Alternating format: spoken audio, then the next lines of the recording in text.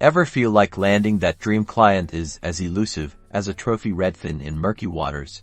Alright anglers, today we're not talking property values, but how to use the idea of redfin, that is, finding what people want to reel in some serious leads first. Ditch the night crawlers. We're using swimbaits. They mimic the natural movement of what your clients are actually seeking. Think about what makes your services irresistible. Is it speed, expertise, price?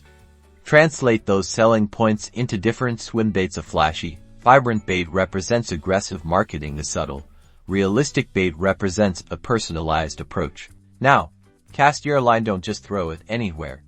Target your ideal client habitat. Are they online? At community events, network where they are actively looking.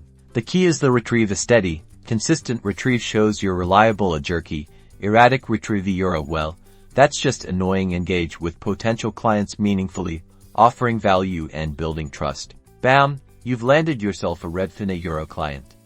Okay, it's not actually a fish, but the principle is the same. Understand your target, use the right bait, and present yourself with confidence. Now go get 'em. Don't forget to like and subscribe for more ridiculously useful tips.